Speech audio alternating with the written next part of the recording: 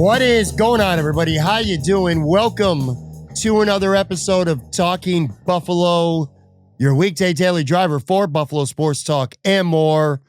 My name is Patrick Moran. Thank you so much for watching, for listening. However you are consuming this podcast, it has been awesome lately, and I owe that all to you. So thank you so much. Big thank you as well to our sponsor for today's show, the law office of William Mattar. Heard in a car, call William Mattar, 444-4444. Call William Mattar today to get the compensation that you deserve. This is our typical Wednesday midweek podcast. I'm joined, as always, by my good buddy, who I'm sure has been very busy over at SB Nation, Matt Warren. This has been a hectic handful of days, to say the least, man. What's going on? How you doing? Yeah, and then you throw in, I know I always talk about weather, I'm sorry, but then you throw in getting a whole bunch of snow and wind and cold over the last couple of days. Everyone was home here. The kids were off school, so it's just it's been a lot since Saturday. That is an absolute understatement. It's funny because I'm in West Seneca and I'm hearing about all this stuff. Like in Orchard Park, people are saying they've gotten a foot of snow already out that way or something. It hasn't really, it's been a little bit of a dud, this storm here in West Seneca, which I'm not complaining about. Yeah. But we only got 4 or 5 here in Batavia. So yeah, that's around what we got right now currently in West Seneca. It is blowing. Like, I mean, I've had to do the sidewalks a couple times because it blows back in, but and it's not over yet, at least not here. It's still, there may be more to come. Let me kind of set the table for everybody right here off the bat, and then we're going to dive right in because obviously we got a lot that we want to get into today. Like I said, I got Matt Warren with me for people listening today. If you didn't listen to yesterday's show, make sure you go check that out. I had Bruce Nolan on, our mutual buddy Matt, and as always, he was phenomenal. He had some incredible insight. I highly, highly recommend people going back to listen to that. There's going to be a busy week here for Talking Buffalo. Tomorrow, depending on what today, I guess, depending on when you're listening to this, Wednesday night on the video side, Tim Graham's going to be with me live 9 p.m. on Wednesday night. So we're going to talk, and that will be the Thursday podcast. And then sometime on Thursday for Friday's podcast, I'm going to be joined by Tyler Dunn. So this is going to be a good that'll week be a here. fun one. Yeah, it's going to be very interesting. Words will not be minced on Talking Buffalo this week. So that's what's coming on later this week. As for today, I know it can be difficult to even remember parts of Saturday's game in light of Sean McDermott getting fired and Brandon Beane staying on and getting promoted. Later in the show, I'm going to get Matt's thoughts on that. Again, Sean being fired, the handling of it, everything that's going on at One Bills Drive. Today, we will get to that later in the show. I'll let you know that we are recording this around 4 p.m.-ish on Tuesday. So if something does happen, that we don't cover, that is the reason why before you listen to this. Before we get to that stuff, though, I do want to go back to Saturday. We've done this literally since week 1 of the season. We've been doing this all year long. We're going to go through the Bills positionally, so position by position. I'm going to ask Matt for some insight, and ultimately, you're going to give me a grade. This kind of sucks. I was hoping to be able to get 1 or 2 more report card additions in, but this is going to be the last one. Maybe next week we'll do kind of like a season in review positionally with grades for the entire season. But this is based, of course, on Denver. I want to go back to that game because it's 1 or 2 plays, obviously, and that's part of the reason, not part of the reason, it's the reason right now, at least for this week, while we're talking about Sean McDermott and Brandon Beane, and while we're not talking about going to Foxborough for a New England Patriots AFC title game, which makes me sick to my stomach to even think about that. But that's where we're at. And let's actually get right into this because, again, I want to get into a lot of stuff. Going back to Saturday, positionally, let's start with the quarterback. This one's going to be nuanced. Josh Allen, 25 of 39, 283 yards passing, 3 touchdowns, 2 interceptions, 2 fumbles lost, ran for 66 yards. Let me turn it over to you. I want to know how you're approaching this and what you think first. Right. Usually I write out all my thoughts on the grades. I did not do that. It's been too busy. So I'm shooting more from the hip today than normal. And right off the bat, we're at 1. Like you said, it requires a lot of nuance. Yes. There's some part of me that really wants to give him a bad grade. And there's some part of me that's like, well, the only reason they were still there at the end of the game is because he played his butt off. And so I'm going to go with a C+ for Josh Allen, because I think the fumble before halftime was super egregious and it cannot be brushed aside. The second fumble, not really his fault, blindside, whatever. Correct. The Brandon Cooks interception, what is a catch? I don't know. The Bills had won that freaking game with that catch. So I'm certainly not going to hold that one against Josh Allen because I don't think it was his fault. The Samuel pick was bad. It was. And so he had 2 bad turnovers, and 2 that I don't think were his fault. And so, he played really well. And without those two turnovers, both of them cost the Bills points. One was leading directly to Broncos points. One was taking points off the board for Buffalo. And so it's hard because every year you're able to defend Josh Allen and how he played in those elimination games. And this year, I don't think you can as full throat defend him when whoever Joe Schmo from ESPN brings him down and calls him a wild card merchant or whatever, which is complete bogus if you look at his past AFC Championship games and divisional round games. But this one, it's hard. It's a lot more difficult to defend him on this one. So I'm giving him a C+ for this game and look forward to your thoughts. I really wish that we didn't have so much going on today, because I would love to spend a good third of this podcast talking about nothing else except Josh Allen, because I think we could. We've been doing this all year, every week, every game, every position. This is the hardest one I think I've had to think about all season long. Everything you just said, some of those turnovers aren't on him. And I'm going to even go one step further. And I know a lot of people are going to call me a Josh Allen ball washer for this. Should he have fumbled before the half? Absolutely not. Is that his fault in a way for fumbling? Absolutely. A player like Josh Allen, Matt, everyone listening, is going to try to make the big play 100 out of 100 times. That's just what he does. That's what makes him who he is. It's why you got to take the good with the bad.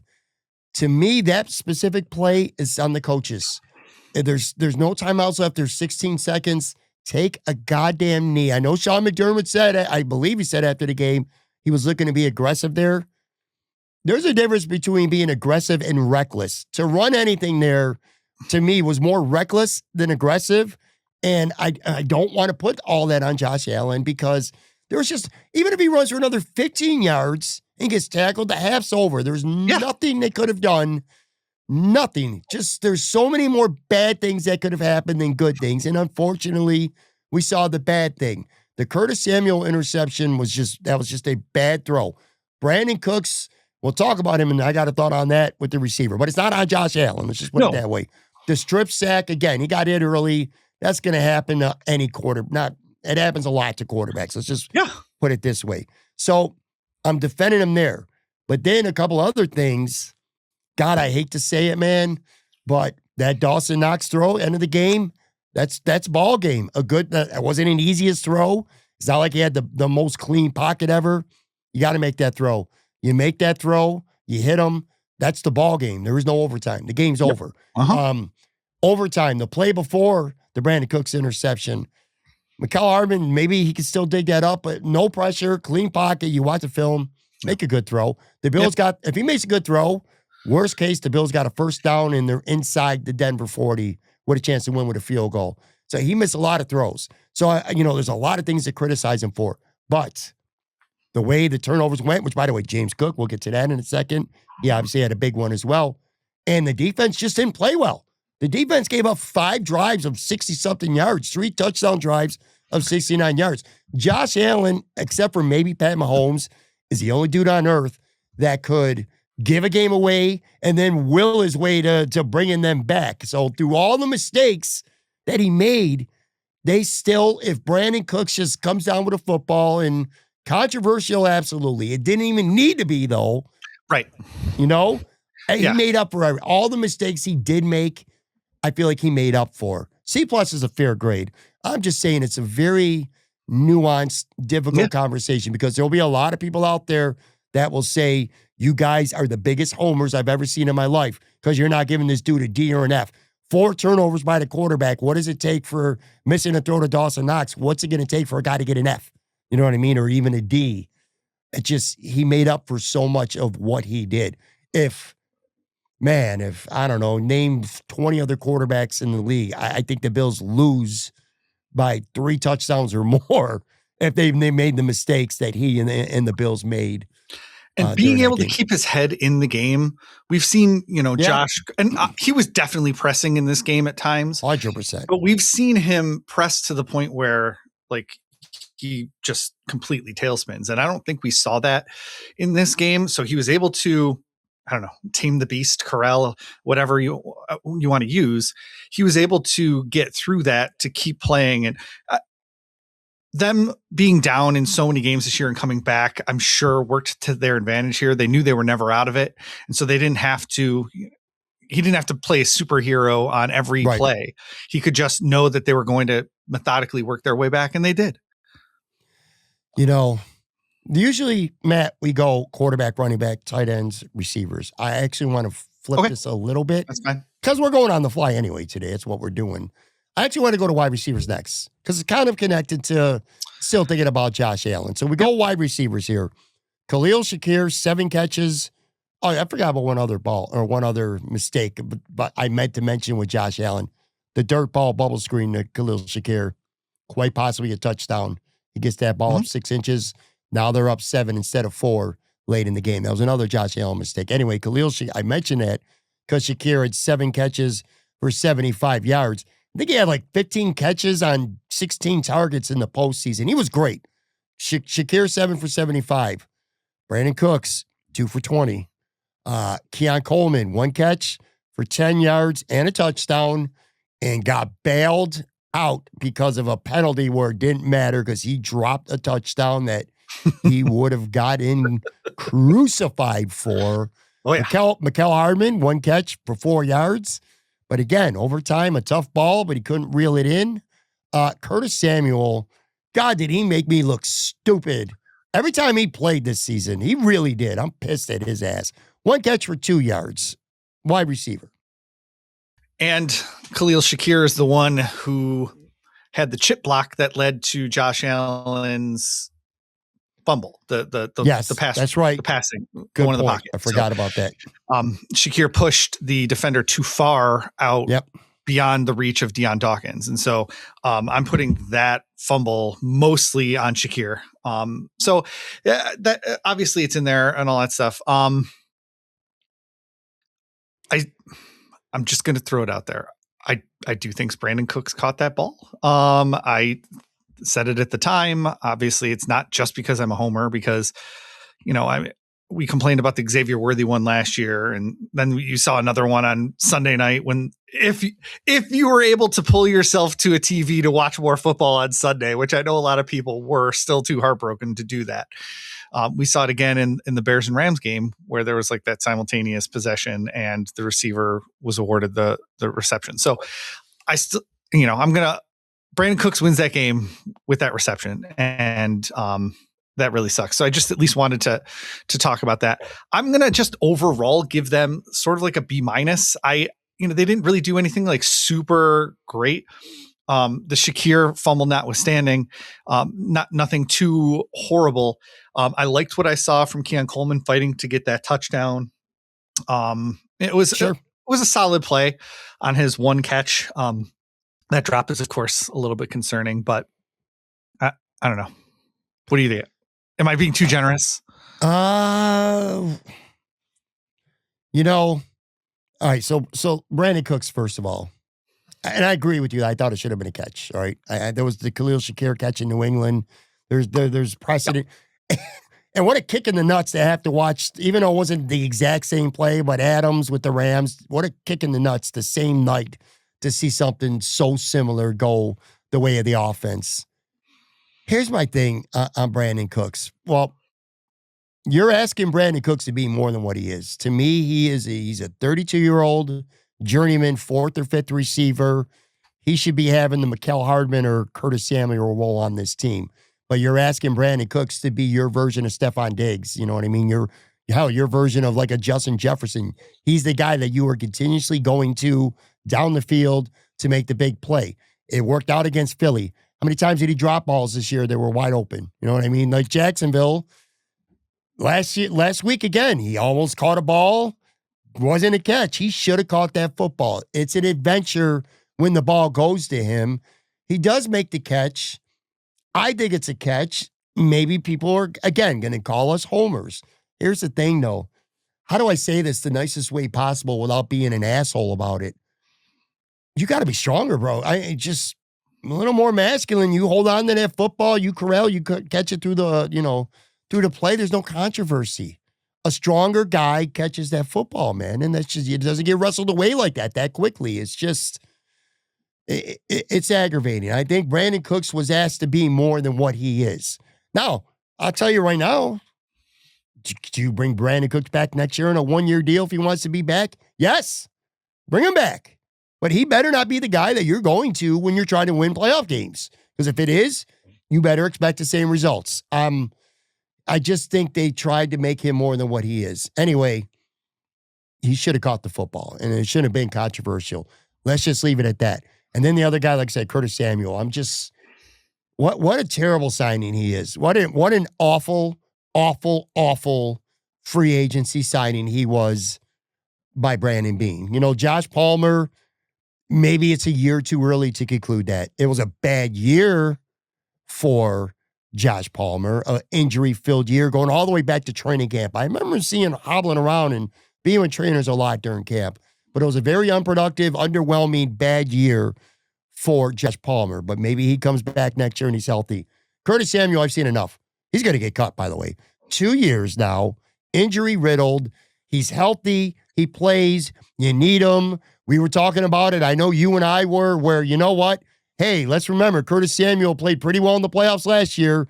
Big play against Denver in a wild card game. A touchdown, a healthy Curtis Samuel, a touchdown last year against Kansas City. Well, you sure could have used him getting open and making a couple plays, and he has one catch for 2 yards. Now, I was going to say, he has 2 yards on the stat sheet.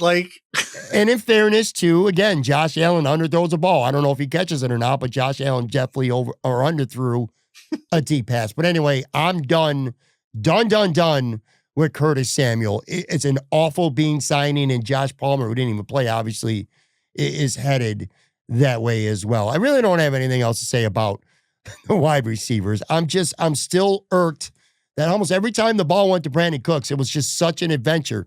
I know early on, back-to-back weeks, he had 2 drops when he was wide open deep earlier when he first signed with the Bills. Then I go back to last week where he made a couple nice plays, but he also dropped the ball. It didn't hurt him. It could have. This week, he doesn't complete a catch, or at least he gives the referees an opportunity to, have to review something, or it should have never came to that. So I blame Brandon Cooks, which kind of ties back to my whole Josh Allen thing. It's a great throw. All the pressure, all the turnovers, and Josh Allen delivers. Josh Allen delivers at the end of the day through all the bullshit. Josh Allen delivers with what should have been a game-winning football throw, and Brandon Cooks just doesn't finish the play. That's just what it is, and that makes me sick. And I feel for Brandon Cooks, by the way. I know you saw him in the locker room, teary-eyed, man. He wanted that game. He wanted to win.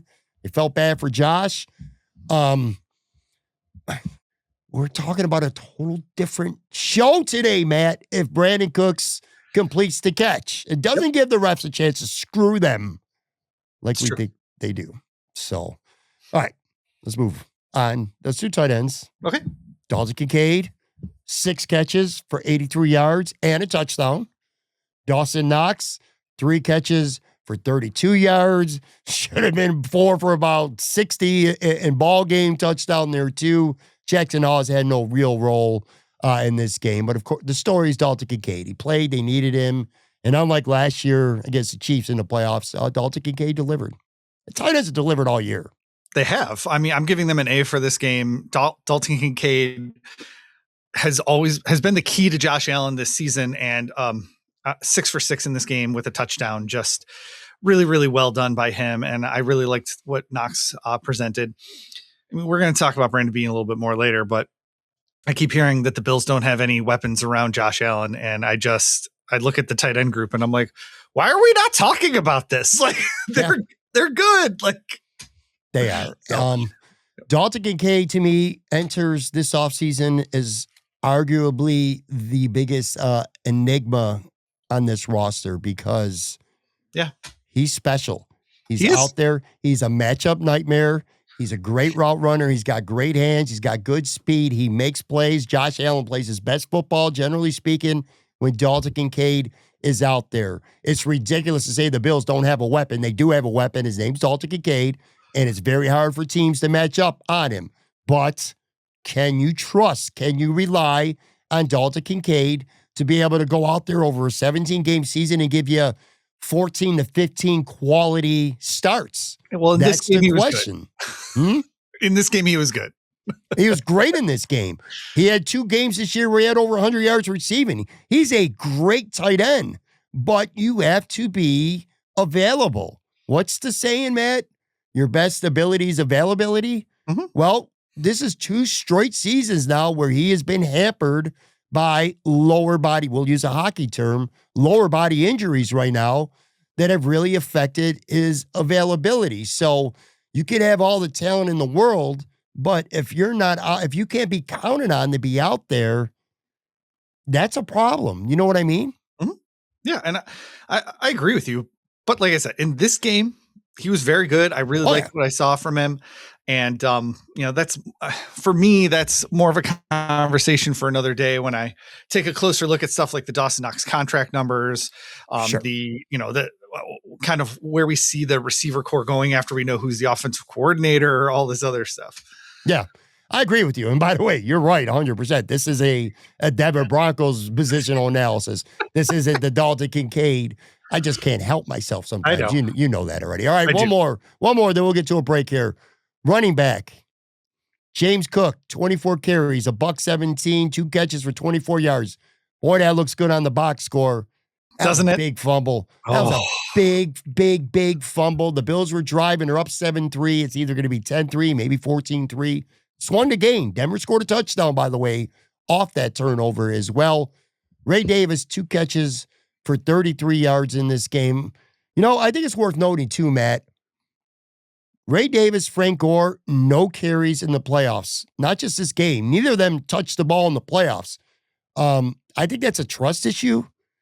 Ty Johnson didn't play again. He was hurt. That sucked, obviously. I don't know that James Cook, I'm not going to say he got fatigued because the fumble was in the first quarter. It was on the second drive, I think they had. It was the second drive of the game. So I'm not going to blame him being tired on the fumble. It's just a really good direct hit. And what it was happens. Unfortunate. Yeah. Yes, it was very unfortunate. But my point is, it's surprising to me that Ray Davis just played 2 playoff games and didn't even get a carry. And Frank Gore, like I said, he had 1 catch against Jacksonville, but that was his only touch in the playoffs. Anyway, running back. Yeah, and Davis did have 2 touches in the passing game. I was glad that they really leaned into the running backs in the passing game as the year wore on. I thought that really went well. If without that fumble, we're giving them an A, all day.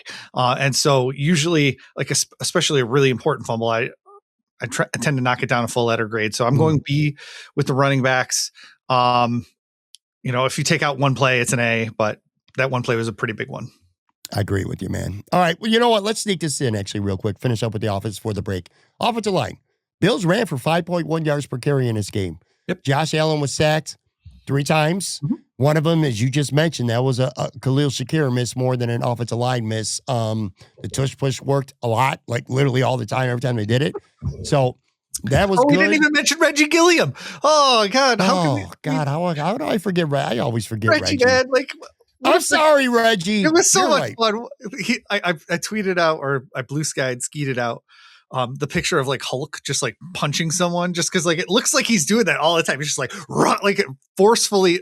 What did they say on the broadcast? It was like, the friendliest shove you could think of, or I don't remember, but it was quick little detour for a little side anecdote here. So if you remember this past offseason, Matt Collins left. There were a lot of Bills fans that were upset and angry. That is nothing compared to if Reggie Gilliam signs a free agent contract and goes somewhere else. If the next head coach comes in and they don't want Reggie for whatever reason, which would be absolutely idiotic, or Brandon Beane decides that, whatever, boy, get ready for a rebellion on social media if they don't get them some Reggie Gilliam back. But anyway, offensive line. I thought it was a good day for the offensive line, especially when you look on the other side of the field and see who's on defense. Yeah, I gave them an A as well. I thought that they did a really nice job despite the 3 sacks. I don't think any of the turnovers were on them, to your point from earlier. So although I know some people were giving Connor McGovern some grief for not being able to recover that fumble after James Cook, right? It was Connor McGovern that had to look at it, I think, after James Cook fumbled. David Edwards. Oh, David Edwards. Okay. McGovern got hurt on the play. That's right. Yes. He was like last on the pile and got landed on by somebody else. Yeah, that's right. Okay. Yep. So yeah, I fumbles are like recovering fumbles when you're an offensive lineman diving onto those things, man. Like that's got to be tough. So, sure. So I'm giving them an A for this game, and hopefully they can recover more fumbles next year. So, there you go. All right, guys, let's take a quick break. We'll come right back. Plenty more with Matt Moran.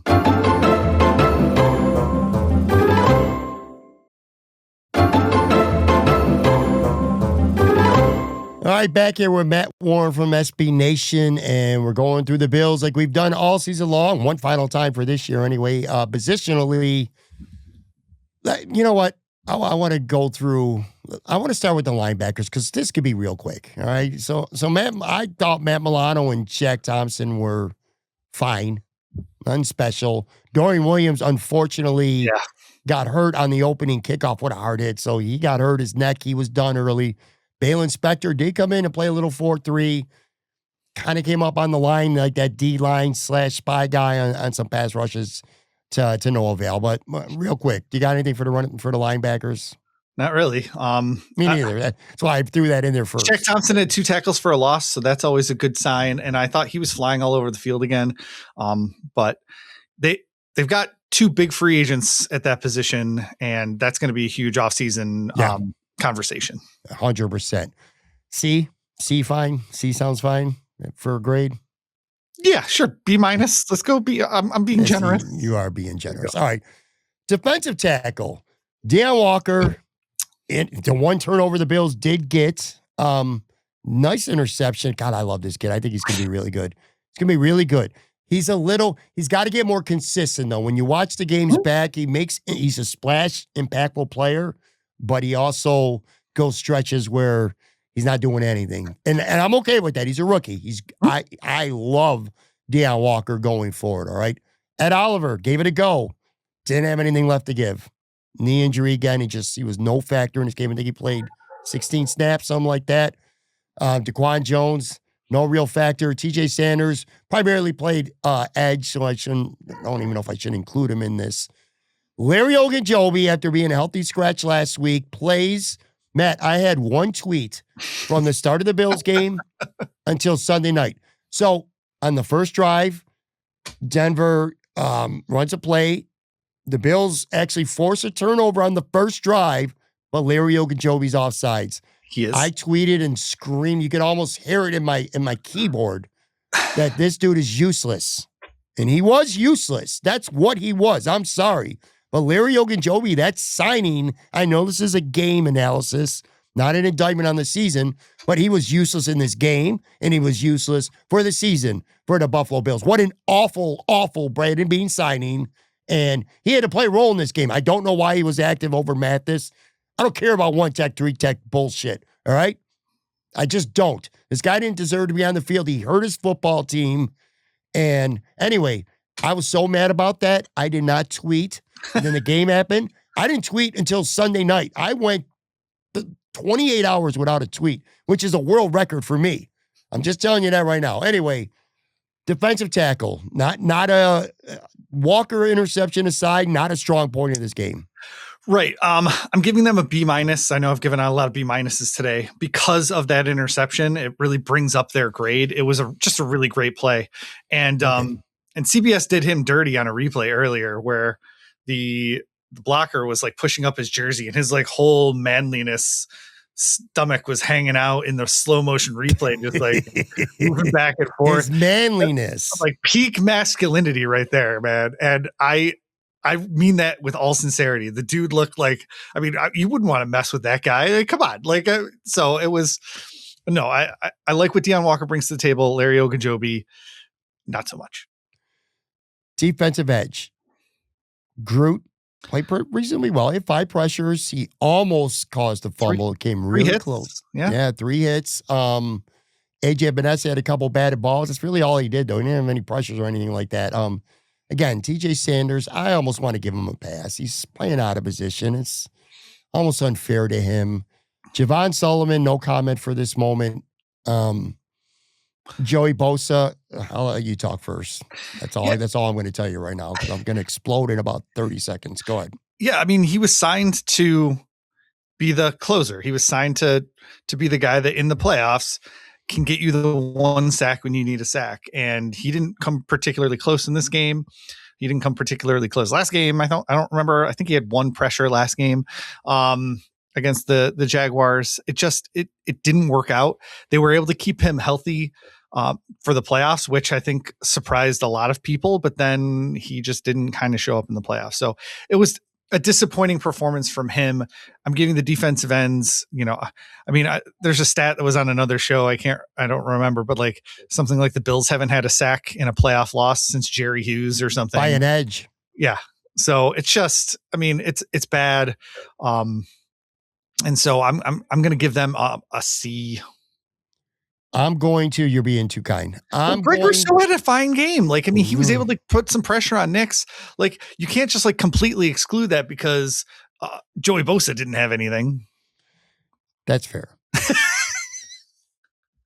I'm going to save the majority of this for next week because, again, we're supposed to be talking about Denver here and trying to limit it mostly to Denver. But the Joey Bosa signing, when you sign a guy and you give him $12.6 million guaranteed for 1 year, and you say right then and there that this is a guy that's for January, this is our January guy, and you get to January and he is as pathetic on the field as he was in both of those playoff games. Didn't matter against Jacksonville.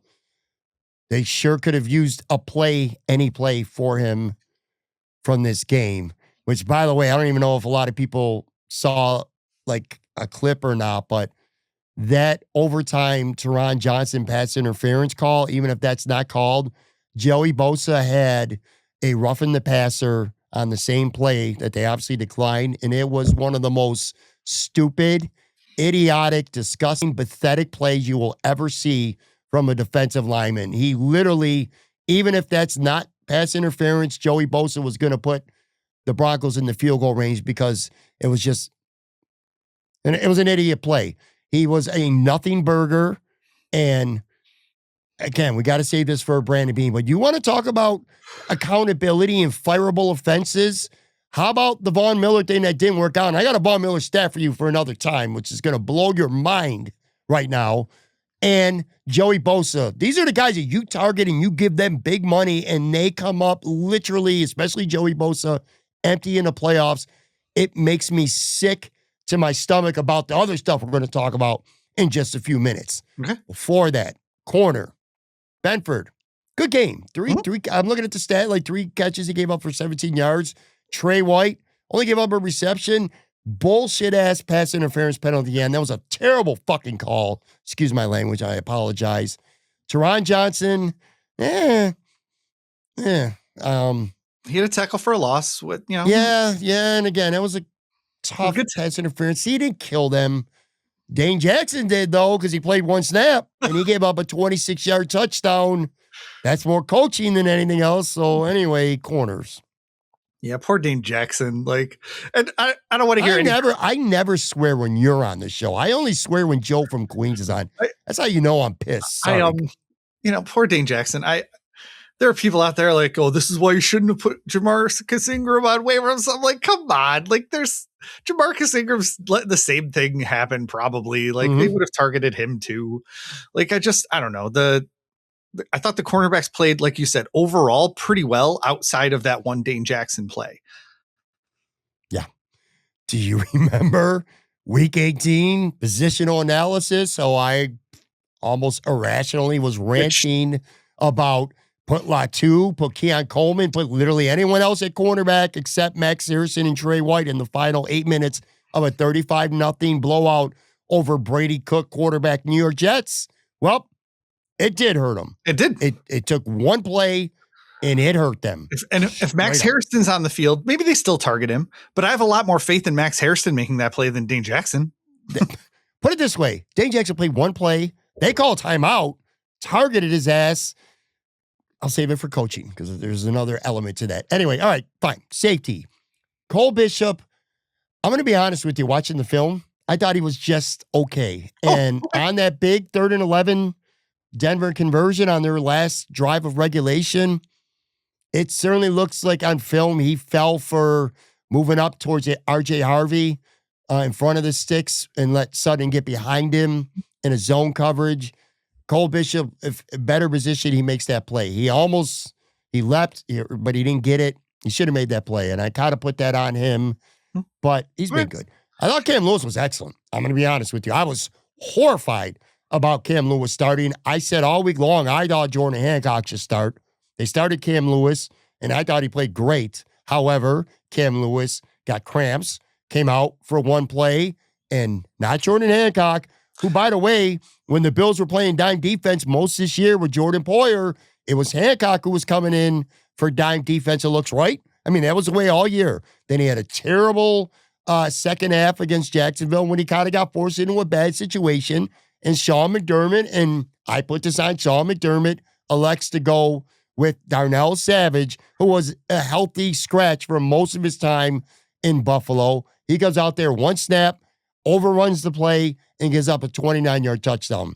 That is, I don't even think I blame Savage for that, even though I should. To me, that's more of a personnel who you used out there thing. Anyway, it's tough with the safeties, like I said, for a bunch of reasons. Well, and they had a lot of tackles. Cole Bishop had 12. Lewis had, he didn't play bad.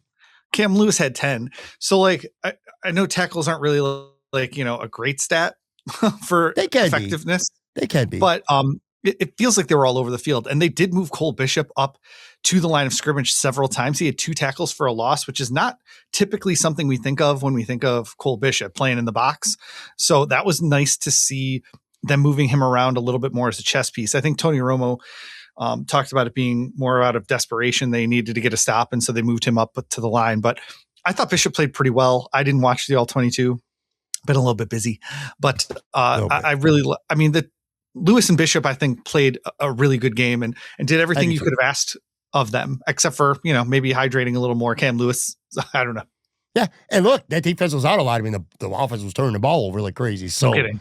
Yeah, I thought the safeties had a good game. I do. I got no issues with the safeties. And again, Savage had no business being out there as far as I was concerned. And that's not me being an armchair quarterback, a Monday morning armchair quarterback. I said that before the game too. I was not happy that he was out there. I was not happy that Cam Lewis was out there, and I was wrong about that. But I was right about Savage. Special teams, this should be really quick and easy. Matt Prater, 3 for 3 with field goals. He hit a 50-yarder at the end, which was money. They didn't punt. They didn't have a punt return. Davis averaged like 26 yards on kickoff returns. Harvey had 1 for 22, so nothing really going on the kick return game, but they didn't punt, and Prater was perfect with field goals. I did think it was interesting that they used Hardman and Shakir in punt return. So they trust Hardman some of the time, but not all of the time, obviously. Yeah. So that anyway, but Prater, I mean, especially being questionable coming in and hitting a 50-yarder there. What a great freaking signing by Brandon Beane in August to get Matt Prater in here. I know it's not a season-ending podcast, but I mean, he was straight money, and there was no part of me that was worried at all when he lined up to kick any of those field goals. Can I interrupt something right here? I'm not going to call it breaking news, and I want to see if I'm capable of doing this on my screen without completely screwing it up. All right, so with Sean McDermott being, never mind, I'm going to come back to it. I want to come back to it. I want to keep things in order. I'm going to try to do a screen share on the video side. We'll get to it in a second. Let's get to coaching. Speaking of the former now head coach, what do you got? You go first. I got two main primary thoughts when it comes to coaching in this game specifically. One of them I kind of hit on already, but what do you think? I came in saying that the Buffalo Bills defense can't allow Bo Nix to score 30 points, that they have to prove that the coaching on the defensive side of the ball is, as good as Josh Allen in the offensive side of the ball. And I kind of didn't feel that the 30 points was their fault this week because of the 4 turnovers. And so it's like, you just got to take that a little bit with a grain of salt. I thought they shut down enough of the running game. Bo Nix's quarterback rating was 87% or 87. So I think the defense as a whole did okay enough. They allowed some third and long conversions. They let the Broncos drive the length of the field a couple times, but I thought the coaching on the defensive side of the ball was fine overall. I really liked what the offense was doing as well. Just generally speaking, I'll say, I liked the game that Joe Brady called. Like you said, there were plenty of opportunities for them to win that game on the offensive side of the ball, whether it was at the end of regulation or in overtime. So yeah. I thought all the play calling was fine. I do have a problem with the way it seemingly was that Sean Payton coached his way around Sean McDermott, like coach circles around him. The 2 plays you mentioned with the secondary, when the backup comes in and they immediately target that position, is 14 coaching, points, 14 right? And it points feels like coaching 101 that Sean Payton would do that, but the Bills didn't do that on the other side of the ball when the Broncos had guys sub in. And secondly, if you know that they're going to be targeting those guys, maybe not leave them, all by themselves in big play situations. So there was a lot of that stuff. I do think that at the end of the first half, it's a pass call to the sideline. If it's not there, throw it over their heads and do it again. And there's no part of you that should be running this ball, because if you get tackled in bounds, the half is over. So like you said before, there's no good outcome from him running down the field. He's not going to run for 60 yards against a prevent defense. So I had a problem with the end of the first half, and you have to be in his ear. Either throw it to them on the sideline or throw it over their heads. So I mean, a very mixed bag on the coaching front, I think. I consider coaching. All right. So 3 things. There's Joe Brady, there's Sean McDermott, the head coach, and there's Sean McDermott, the defensive coordinator. The one who I thought had the best day by far was Joe Brady. I thought Joe Brady, to your point, people are going to say what they want about Joe Brady. And God, I can only imagine if he becomes the next Bills head coach. Holy shit, goodness. Is it going to get ugly? Meltdown. But anyway, at least initially, I thought he schemed a great game. He did against Jacksonville last week too. Opportunities were there. Guys were open. There were plays to be made all over the field. I thought Joe Brady did great, with the possible exception of the end of the first half, which kind of goes to the Sean McDermott, the head coach part of this as well. You say, if somebody's there on the sidelines, if not, throw it over his head. You can't trust a guy like a competitor like Josh Allen to just do that. You just can't. You can't. That was a mistake. The play was take a knee. To me, if you had one timeout or another 20 seconds, maybe it's a different story. That situation, just take the knee, man. And it should have been on the coaches. If you're a manager of a company and you have to report to a boss, and your employee or the person who works under you does a shit job, it's going to fall on you.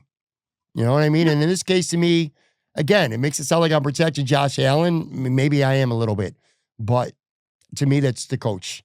Don't let that play happen. It should never be called and never have the opportunity for something bad to happen to begin with. Risk versus reward. The risk was way more than the reward, and it burned them. In terms of Sean McDermott, I'll say this. I don't care what the situation is. If Bo Nix throws 46 passes and you can't come up with a sack, some of that's got to be scheming. It's got to be coaching. You didn't get enough pressure on him. You didn't do enough things. You just were content to play a basic vanilla rush 4. We're not going to get bit deep. I mean, this ain't the goddamn, this ain't the Dan Marino, the Duper and Clayton, old school Miami Dolphins slinging the ball over the field. You're playing scared, basic defense. Even Jacksonville's got a way more weapons, and you know what I mean? And a quarterback who's supposedly can sling the ball. This was not the week to do that, as far as I'm concerned. This is the week to get some pressure on Bo Nix, and they didn't do it nearly enough. And on the last drive, man, this is what really, when I do go back and watch it, this specifically really pisses me off. And I'll tell you, if you want Sean McDermott fired, I'll give you a 2-play sequence that very well could be it. Honestly, the last drive, there's 2:37 left in the game. It's 3rd and 11 from the Denver 37-yard line. They only rush 4. They show blitz, they back off, and they rush 4 and play a very soft zone where Bo Nix has forever, and he finds Cortland Sutton. Bam, 25-yard. You haven't gotten to him all game, and then late in the fourth quarter, you show a blitz and you back off. And they've been having success with the blitz. Yes. In the second half, they've been moving him off his spot. They didn't sack him, and but they Balin were Spector was one throws. And Balin Spector was playing spy. So they basically rushed 3 with a half rusher and a spy. It just pisses me off. And then later in the drive is another 3rd down. It's 3rd and 4. This is the play where Dane Jackson comes into the game. And on 3rd and 4, where, you know what, if you give up a first down, whatever, then you tighten up, you stop them from getting in the end zone, because Denver needed to score a touchdown to take the lead. They were down 4. It's 3rd and 4. You got Dane Jackson out there. That's the down where you decide to blitz and you come with 6. You leave man on man. So not only do you have Dane Jackson out there for a rep, after where Savage had got him beat on the 1 rep he's out, you have Dane Jackson out there one-on-one with Marvin Mims on an island with no help. What do? They go after it. It works. Yeah. That should not happen. If you got Dane Jackson out there for a rep, you got to protect. You got to have a safety over the top on him. It's Dane Jackson. You and I are content creators. Our family and friends are fans watching the football game. We all know that if Dane Jackson's out there, they're going to go after Dane Jackson. Sean McDermott doesn't know that. You can't do that, man. It's just, it was horrific. So, and that whole drive is just like that entire drive, like 8 plays, 73 yards with a chance to put away the game.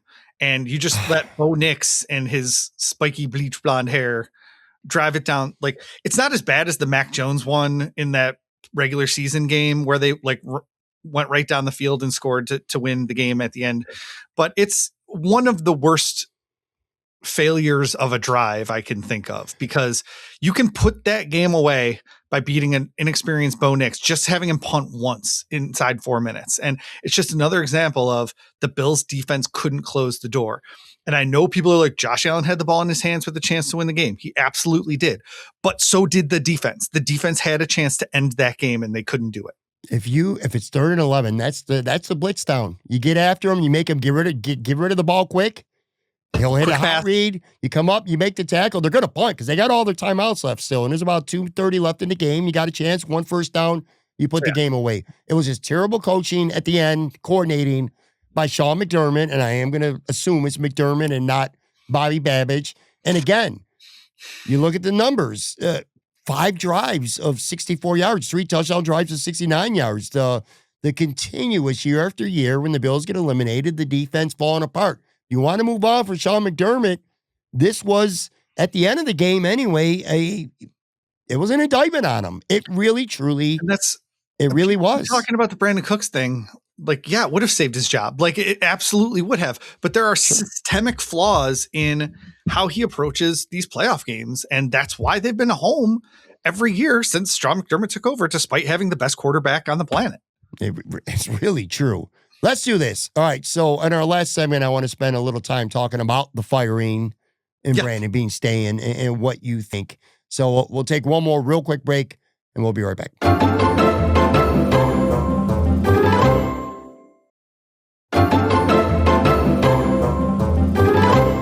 I kind of feel like, Matt, the emotional investment we have in this show might feel like a little higher than it is. and other shows that we've done. This is it's been a shitty. If you're a Bills fan, we are Bills fans. We don't hide from that. We don't try to pretend we're these. I mean, we do talk objectively. We're very critical when we need to be. I'll give us credit for that, but we're fans. We want the Bills to win. I'm not going to sit here and say I didn't care. I got a job to do. Bullshit. Wanted the Bills to win. It hurts that they lost the way they did, and some of these events that have followed. Man, it's been a tough few days just for that alone, ain't it? Yeah, it has been a tough few days. Saturday night, I didn't watch any of the Saturday night game after the Bills lost. We were just pumping out articles, Brandon Cook stuff, and everything like that over Buffalo Rumblings. I did watch the games on Sunday and help cover those for the rest of SB Nation. But that was hard. I got to say, like, I was talking to someone today, and she's like, I couldn't even watch the other playoff games this weekend. I was just so like heartbroken. And I totally understood that. Like, I was kind of in that haze all day Sunday as well. I didn't really have a chance to be on Monday. We slept in a little bit because nobody had school. And like, I think it was 9:30 when the stuff came across the ticker. So it was, I don't know what Monday would have turned into, but I know what it did turn into. Funny you say that about Sunday. God's honest truth. I legitimately was annoyed with my wife and my son because they put on the New England game and they wanted to watch it. I had no interest in watching that football game whatsoever. Let me see if I could do this without screwing up. And there's definitely going to be no promise here. Let me get to my share screen. Congratulations. There it is. I think I got it. All right.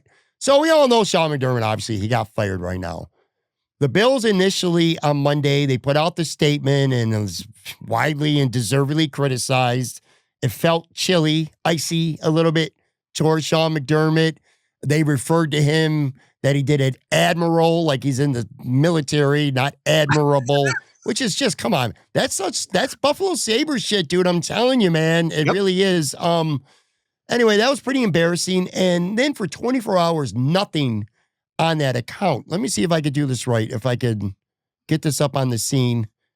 Here, I'll put it up above us. All right, so I tweeted out earlier today, being Tuesday as we're recording. So I said 24 hours later, and this is the only mention on Bill's social media of now former head coach Sean McDermott. No specific thank you tweets or photos. No retweeting Sean's thank you message. Nothing. Sorry, but I think this is 100% classless. Not the firing, the dismissive nature of it. So that was my tweet earlier today. I'm starting to think, Matt, that I might be an agent of change. Yes, I fully agree with you. I really do. I think that I'm an agent of change because literally while we're recording this podcast, and I only put that out like an hour or so ago. Let me find it now. Where the hell is it? All right. So the Bill did finally put out way to go a thank you for everything, Coach McDermott tweet. So hooray, I guess. Good for them. Yeah, good for them. They finally did something. I don't know, dude. I was really annoyed by them not saying or doing anything for over 24 hours. Anyway, but it kind of does lead into everything. Let me ask you this. You get up, or Monday morning, you said you get to the message, you find out like everybody else. You and I haven't talked, obviously, since last week on the show. What was and what is your reaction to the news? Sean McDermott canned. Brandon Beane retained, and Brandon Beane also gets the title of Director of Football Operations added to him. So in essence, Brandon Beane got promoted. What were your original thoughts, and have they changed since Monday while we're recording this later in the day on Tuesday? I mean, there's a lot there in those questions. I was shocked. There is. We didn't have a pre-write written at Buffalo Rumblings for Sean McDermott being fired. Like, I just did not think it was going to happen. Normally I would have had someone, at least start it. So we would have, the SEO stuff. We would have time to figure it out and all that stuff. But I was completely shocked on Monday. And a lot of players were, because he did exit interviews on Sunday with a lot of folks before they left town. And so, yeah, thank you for saying that, by the way, because there's a lot of people who have been saying that Josh was crying and Dion was crying because that was Saturday. They thought that on Saturday night that they knew that Sean was fired. Sean was not fired No. Saturday. Sean McDermott did do exit interviews, and I talked to two real good sources that Sean McDermott late in the Sunday night still had a job as far as he knew. Sorry, go ahead. No, and the whole thing with the crying may have been like the turning point where, like, I can't remember where I read this, so I apologize to whoever. I think it was probably Tim Graham. The organization may have seen it as a cry for help from Josh. Like, he's never going to explicitly ask to move on from Sean McDermott, but like him completely, utterly dejected to the point of tears at the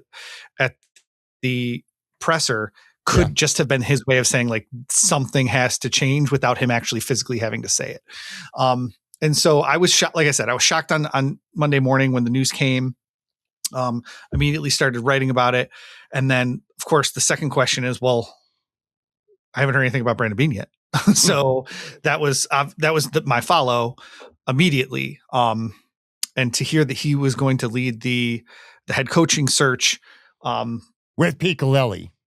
Well, Guelli's in charge of business. He's what Russ Brandon always was supposed to be. Anyway, sorry. Well, that's a different conversation. I don't want to stir up anything. Sorry.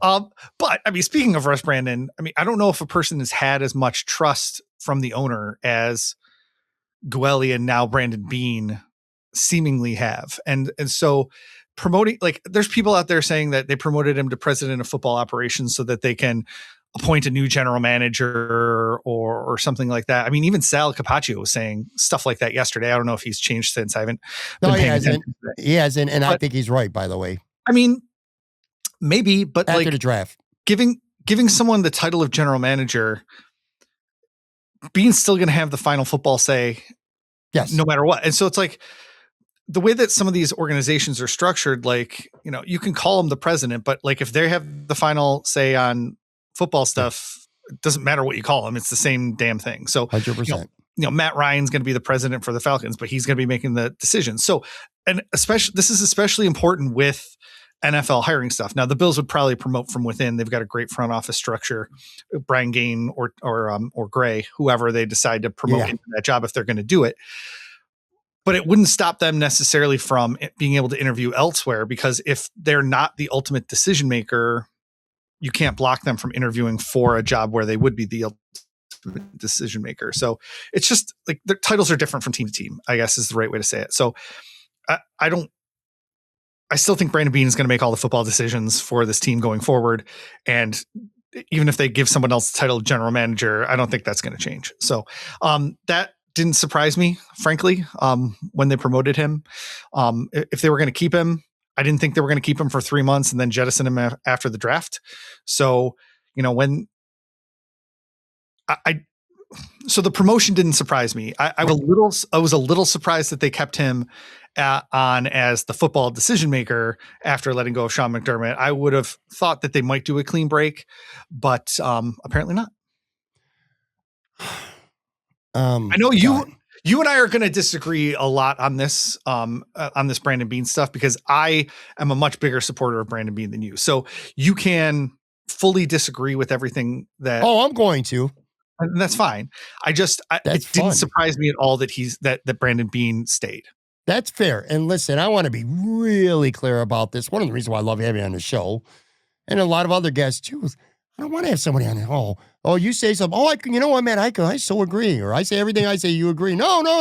One of us is redundant. We're not debating. You know, we're not on CNN right now debating politics or anything. You got a take or an opinion. I got an opinion. We can disagree. And I love that. I want to say this. I've pivoted in a way from my initial Monday morning throughout the day Monday into Tuesday reaction when it comes to Sean McDermott. Allow me to explain. I was very angry on Monday when he got fired. Mostly because Brandon Beane did not get fired. And it just felt like scapegoat city to me initially. All right. And then you start hearing the players complain because they were taken back. They did not see this coming, by the way. This was a shock to a lot of people. Like I said, people who thought that this was already predetermined. If it was, it never trickled down to Sean and it never trickled down to the players. I can tell you that with complete certainty. Anyway, the treatment of him pissed me off, and it still does. I mean, I just made a mockery of it just a few minutes ago here on our show. I was initially thinking about just the man and what he's done for this organization. Yeah. He is, I hope he gets the credit. I said this on the show yesterday with Bruce. Just the real quick version. I'm old enough to have watched the Super Bowl years. And I remember so well now, during the Super Bowl years, dude, when they lost that second, and then once they lost that third Super Bowl, they were a joke around the league. People were making fun of the Bills. A lot of Bills fans were like, please, please don't let us go another Super Bowl. I don't want to be embarrassed again. I don't want to lose in the Super Bowl again. That was literally what Bills fans at the time were like. And it took years after that run was over, that dynasty was over, before fans truly appreciated, myself included, what they had did. You know what I mean? What they meant to the organization. Now those guys are legends, of course. But at the time, it was like, God, these guys they're lovable losers. They can't get over the hump. Just stuff like that. This time with Sean McDermott, I said, I'm not going to wait years. I'm like immediately. I'm going to appreciate what he did. This team was a joke. 17 years, man. He comes here in year one with Tyrod Taylor in an average team, and he got him over the hump. And they made the playoffs. You know, before Josh Allen was even a Buffalo Bill. He did a lot. And I think he meant a lot to a lot of people. I think he evolved. I think he changed to some extent. And I wanted him to get the respect and the flowers that he deserved. And then again, the way the Bills were icy about it with the whole Admiral thing, and then hearing a lot of stories about the Brandon Beane, call what you want. Some people were saying he's kind of like, it was rat-like behavior, right? Let's just put it that way. That was my initial reaction. I still feel that way about Brandon Beane, by the way, so we're clear. But now today, with reflection on Sean McDermott, it's the right move. It's time. He couldn't get him over the hump. As I laid out to you when I watched the film, that defensive collapse and play calls at the end, that's been the story of this Bills playoff existence here. They've had the lead, I think, in 5 playoff elimination losses. They've had the lead in the fourth quarter 5 times. And they can't put games away because the defense doesn't make stops. There's absolute idiot bonehead content creators and reporters out there that want to put things on Josh Allen, and he can't get things done in big moments, and he's a failure. Look at that defense, what they've done in the playoffs and elimination games. It's just been brutal. And it was brutal again when they needed to stop in the playoffs. And in regulation, the third downs that we talked about, playoff or overtime bullshit call on Trey White, but, you know, there was that. The Joey Bosa roughing the passer and Teron Johnson penalty on the same play. The defense just collapsed in the playoffs. It was time. The Max Harrison thing at the end of the season, there's lots of mistakes that he's made, a lot of decisions he's made that have costed them. So the head coaching part, I'm okay with now. I'm good with him moving on. Give him his love. Let him know that, you know, he's a big part of, if this team wins a Super Bowl next year, just like Tony Dungy when he was with Tampa, before John Gruden comes and puts him over the top, Sean McDermott deserves a nice little piece of the pie. You know what I mean? Yeah. If they go on to win the Super Bowl next year. But that said, I'm good with him moving on. I don't like that Brandon Beane saying. I'm going to be very upfront about that. Bruce Nolan yesterday on the show, he said something I completely agree, because somebody in the comments, we were live, and they said, well, you know, you don't want to completely overhaul the team. And Bruce says, I disagree. I do want to overhaul the team. You know, he said the era is either open or the era is closed, and half measures won't be the way. I tend to agree with that. I don't know how much influence Sean McDermott had in these personnel decisions, but is this Sean McDermott's fault that Larry Ogunjobi and Joey Bosa got $20 million this offseason? I don't think so. Is it his fault that he had to rely on a 34-year-old safety, and that Shaq Thompson and Matt Milano was their starter all year, but Shaq Thompson had to come in and be a big part of this team? There's a lot of personnel decisions, a lot of bad draft picks that I think Brandon Beane deserved to fall on the sword as much as Sean. I understand why. He got Terry Bagulazier, and, you know, Terry didn't want to clean house, so to speak. I just don't have a lot of confidence in Brandon Beane. And I thought that what he did to the wide receiver room was malpractice. You got a great quarterback, a legendary quarterback, and you're relying on Brandon Cooks. Sorry. You said a lot, and I sure did. I understand. I think two of those things go hand in hand. I think the wide receiver room is lacking in part because of what was happening on the defensive line. And if you go back and look at all the stuff that they've thrown at the defensive line over the course of the last 5 or 6 years, it can't all be on Brandon Beane.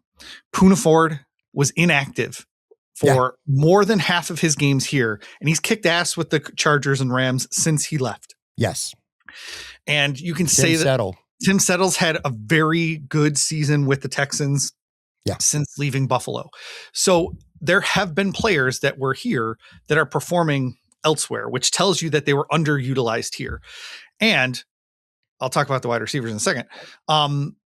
So you have to, when you have to keep backfilling at one position and you think that the Bills are going to need a defense that can close the door in the playoffs, well, they're going to just keep throwing stuff there and hope that Josh Allen can get them through on offense. And that's exactly what happened. And then the defense with the new guys still couldn't shut the door. And so because it feels like that's Sean McDermott's baby, the defense, like you want to say that they should be able to do more with less, but they were able to do less with more on the defense. Like, and that's a pretty big indictment, I think, on Sean McDermott, not necessarily Brandon Beane.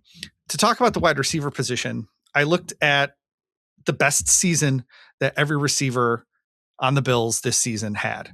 And they're all great. So they've all had very, very good seasons for what they, brought to the table. But people misunderstood what I wrote at Buffalo Rumblings on Tuesday morning. They said, oh yeah, if everyone just came here and had the best season of their career, it would have been awesome. That's not what I said. Those guys all showed that they could be competent NFL wide receivers and then came here and had their worst season in the NFL. So it's not that they're not talented. It's that they weren't used effectively. And so it's not a talent issue. It's a utilization issue is what I wrote over at Buffalo Rumblings today. So there's a couple things where you can point to that, oh, Brandon Beane didn't do this. Brandon Beane didn't do that. Sure. But also here is what he did. And they did nothing with that. So they turned chicken instead, like, how you talk about chicken salad and chicken shit. They turned chicken that could have gone into being chicken shit or into chicken salad. And for the most part, they turned that chicken into chicken shit on the offensive and defensive sides of the ball. So that to me is a coaching thing, not a roster thing. And so Mina Kimes, I love Mina Kimes. I think she's really insightful when she says, man, I wasn't thinking that this was a coaching thing. I was thinking it was a roster thing. Well, those two things go hand in hand with this particular group of players, in my opinion. Agreed with you. Kind of goes back to what I originally thought should happen. I didn't think either guy was going to get fired, so we're clear on that. I didn't expect either guy to get fired. I thought both should get fired. That was my opinion, and I still feel that way. But what I will do in the interest of being objective here and not just plant my flag and be unwilling to listen to what you or anyone else would say on the matter is I'll take your side and kind of elaborate, because what you said is spot on. And I'll even add to it a little bit here before we get out of here. You mentioned two defensive tackles, useless in Buffalo. Poona Ford, Tim Settle. They go somewhere else. They're very good tackles, aren't they? That sounds like a coaching issue or how they were used issue. Hell, how about washed up old ass man Von Miller? You know he had 9 sacks this year with Washington? You know how many sacks he had in his last 30 games with the Buffalo Bills? 25 games in the regular season, 5 games in the playoffs. He had 6 sacks. He had 9 sacks with Washington this year, 6 in his last 30 games with the Buffalo Bills. That makes you wonder a little bit, doesn't it? Now, go to the offensive side of the ball. You mentioned the wide receiver room. I don't know. I'm not absolving Brandon Beane, by the way, because I still think he paid these guys too much money. But forget you said the best years of his career. And by the way, I got to go check out that article that you wrote on Rumblings. I haven't gotten to it yet. But let me tell you this. I'm going to give you 4 quick receivers, everybody, you and everyone else. Not even their career best. They're the year before they came to the Bills. All right? Curtis Samuel in 2023, he had 62 catches for 612 yards and 4 touchdowns. Then Brandon Beane signed him. Josh Palmer, last year with the Chargers, 39 catches, 584 yards, and he averaged 15 yards per catch. A big play down the field kind of receiver. Elijah Moore last year, 61 catches for 538 yards. And Amari Cooper, his last full year before they traded for him during the in-season last year, 72 catches for 1,250 yards and 5 touchdowns. Those are the season Those before. sound like good wide receivers there, Pat. Would you sign up? Like if I told you Samuel, Palmer, Moore, forget Cooper, because the other three were here this year. If those were going to be their numbers this year, would you take that? I would sprint to take that. You know what I mean? You're right. So, they come to Buffalo and suddenly they get hurt or they just fall off a cliff. Right. And I laid out different stats for each of these wide receivers, not just the raw ones, 48 catches, 836 yards for Gabe Davis, but 55.7 yards per game. Ooh. So like even taking out the injury thing that kept Gabe Davis out for a lot of those games, he averaged 55.7 yards per game in 2022 for this offense or for this team. And he averaged 21 yards per game this season. Like you just look at those per game averages and it's like, these guys shouldn't be falling off a cliff to this extent. It has to be something beyond a talent issue. I agree with you, man. All right, last question here, and then I'm going to let you go. I could be wrong. I got a feeling I might be able to ask you the same question next week. I would be surprised. By the way, well, when you're listening to this, most people, and you're going to be there. You're going to be there, right? Wednesday, 10 a.m. Yes. Terry Bagula. I know. That was the big news I was going to share with you. And Brandon Beane. Terry Bagula's taking questions, guys. We'll be speaking to the media. So when I have Tim Graham on the show tomorrow night live, or tonight live, if you're listening to this on Thursday podcast, we'll get plenty of reaction to that. I'm really interested. Is Terry Bagula just going to make a quick statement and then bounce like he usually does? I'm suspecting so. Anyway, that's going to be. I'm looking forward to it, and I know you will be too. As of right now, Tuesday, close to dinner time, who would you like to see be the Bills' next head coach? Who's on the Matt Warren radar? Well, I haven't really learned enough about the rest of the folks to have a huge opinion. I think the betting favorites are Brian Daboll was the first name I wrote down. And the second one was Joe Brady, and people are going to get super pissed about that. So Brian Daboll makes the most sense to me. Bring in a guy like Davis Webb to be your offensive coordinator. They could do a lot to kind of smooth over any ill will that might still be there. At the same time, I would love to see a guy like Clint Kubiak come in and install one of those Shanahan style offenses and really remake the team instead of going status quo. So your point before, Bruce's point was, we really should be resetting, not just going back to the well. And the Bills have obviously done that, going back to the well repeatedly under Sean McDermott. And so those are the names that stand out to me the most: Clint Kubiak, Brian Daboll, and Joe Brady to a lesser extent. I would be much more excited about Brian Daboll than Joe Brady, to be clear. I have at this moment, and this obviously could change real quick, but my prediction and what I hope and what I predict are two different things. I would like to see Davis Webb with Brian Daboll as the offensive coordinator. I think it could be a fun pairing too. Yeah. He certainly, I don't know him but from everything I've heard and seen, it certainly feels like he's like that next really good young mind in football. He knows Josh very well. He knows his team very well. Worked in multiple He's never called plays. I'd love to see Daboll be the OC. Brian Daboll could be the head coach. Brian Daboll's also a little bit of a hothead. I'm going to let you in a little secret, Matt. He could be a guy who blows up from what I've heard, man. But that would be a good thing about Davis Webb too is that he's worked under a lot of different coaches. Like he's in Sean Payton now. He's worked with Daboll. Worked on the Jets and Giants with different coordinators there, and so he would bring like something new to the table, I think, just like Clint Kubiak would, even though Davis Webb has that familiarity with the Bills and with Josh Allen. I'm stealing a tiny bit from Joe B, because Joe B said on Monday night on Leading the Charge that the Davis Webb Daboll combination feels good. But here's the thing: if you have Daboll as the head coach and you have Davis Webb as the OC, I think Davis Webb in a year, maybe two, is gone. So that's why you get him as a head coach. Let Daboll prove himself as the OC with Buffalo, and maybe that leads to him ultimately getting another job. That's what I want. You know what we're going to get? Hell, we're going to get Joe Brady. That's still my prediction, man. I really hope I'm wrong. I really hope I am wrong. I still feel God, at the end of the day, they're just going to say, you know what? It's the easiest route. It's Joe Brady, it's though. the least amount of turnover. Josh likes him. The offensive line, the offensive players in the room, they know him. They like him. It's not going to be as much, change. Totally could see him doing that. Now, Joe Brady is interviewing. He's interviewed for like 3 jobs. He's going to Arizona this week. Kind of feel like, because if they do, I think I'm right. If they wanted Joe Brady, I don't even know if they have to satisfy a Rooney Rule or interview anybody else. I think they could just promote him. I think. I'm not positive. I'm not 100% sure either, but I believe they would have had to designate him as the successor a long time ago.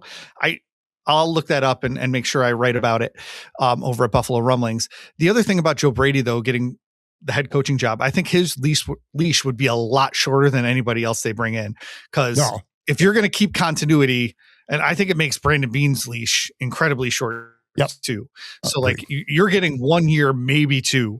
And if you guys aren't in the Super Bowl with all this continuity, I mean, dunzo. I agree. Short leash with ownership, it should be anyway. Not as short of a leash as it'll be with fans. Like, I'm talking one drive in the first quarter and opening day might get really ugly real quick. Because I know that's, put it this way, Matt, if you or if anyone else out there listening, if you feel like you're on social media and you want people to bitch at you and get mad, say that you hope Joe Brady is going to be the next Bills head coach, because I guarantee you, you're going to get instant heat. One thing too, real quick. Sean McDermott, where do you think he ends up? I don't know if he's going to be selective or not. That's my biggest question. It's like, would he take the Titans job, or well, not the Titans, they just hired someone, but would he take the Raiders job? Or would he sit out a year and then just start the cycle next year and be like the top head coach candidate in 2027? I mean, it just really depends on what he wants to do. And I don't have a good beat on that. But I think he's only going to be interviewing for head coach jobs. I don't think he's going to be interviewing for a defensive coordinator job this cycle. No way. He'll either be a head coach or he won't coach this year. It's going to be one or the other. I think he's going to coach, though. And I got 2 teams. The Raiders just feels like a great culture. It would feel like a good to. Mm-hmm. Cleveland could be a possibility, too. You want to talk about a team that's got a defensive place. I joked earlier. I said, watch, Sean McDermott goes to Cleveland and Myles Garrett ends up with 6 sacks next year. Hey, if that means Jim Schwartz is coming to Buffalo, I'll take it, man. Let's go. Yeah, but no Cleveland. Raiders, or if they don't hire someone in the next day or 2, Baltimore Ravens, man. You got a lot of talent on that defense in place. You got the you want to pound the ball, you want to run the ball. It's there. One last point. If it's the Ravens, guess who's coming to Buffalo, Highmark Stadium? That would be cinema. Sean McDermott, head coach, Baltimore Ravens, open up the new Highmark Stadium against the Buffalo Bills or whenever they played there. That shit would be cinema. Cinema. And if they play the Raiders, by the way, they go to Vegas. So they do. There's a chance. We'll see. We'll see, man. All right. This was a good show. A lot of stuff. The sun has set on my office here, and the sun is set on this podcast. Absolutely. That's a great way to get out of here. Make sure you follow Matt on social media at Matt Rich Warren. Lock in Buffalo Rumblings. In fact, as soon as we're done here, I'm going to go read your piece on there. A lot of good stuff there. Tim Graham will be with me on the show tomorrow.